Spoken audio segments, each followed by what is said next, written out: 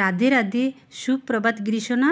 বাবু চলো ওঠো ওঠো, বেলা হয়ে গেছে তো, ওঠো। সকাল সকাল উঠতে ইচ্ছে করে না, তুমি সকাল সকালে আমাকে তুলে দেবে, আমি এখন উঠবো না।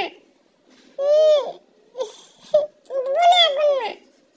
কত বেলা হয়ে গেছে বাবা, চলো ওঠো। ওরকম করলে হয়? ওই দেখো তোমার বন্ধুগুলো এসছে, সবাই তোমাকে ডাকছে, খেলা করতে যাবে না?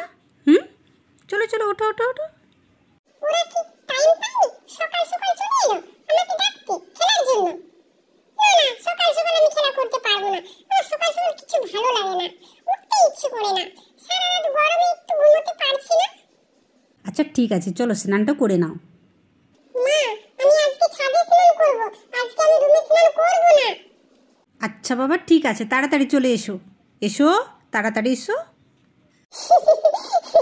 কি মজা, তোমরা বলো তো আমি কোথায় এসেছি, কোথায় স্নান করছি। কি আরাম লাগছে, রুমে তো ভীষণ গরম লাগছিল গো, ওই জন্যই তো আমি ছাদে চলে এলাম স্নান করতে। এই দেখো আমার মাকে, তোমরা দেখো একটুখানি জল দিয়েছি, স্নান হয়ে গেছে। আমি মাকে বললাম, মা একটু বেশি বেশি জল দিও, এত গরমে একটু জল দিলে হয় বলো তো, তোমরাই বলো।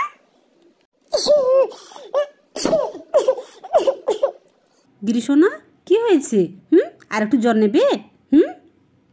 মা, আমি আর দুবার করে স্নান করব না, সর্দি হয়ে গেছে, ভালো লাগছে না, আর স্নান করব না মা। ঠিক আছে গিরিশোনা, চলো কিছু খেয়ে আর তুমি একটু শুয়ে দিও, তোমার শরীরটা ভালো নেই তো। রাধারানী, রাধারানী তুমি কোথায়? এসো, আমার শরীরটা ভালো নেই। মাধব, কি হয়েছে তোমার? তোমাকে তো বললাম গো দুবার করে স্নান করবে না, তুমি কেন দুবার করে স্নান করছো? দেখো শরীরটা খারাপ করলে না। চলো আমার সাথে বর্ষানা চলো।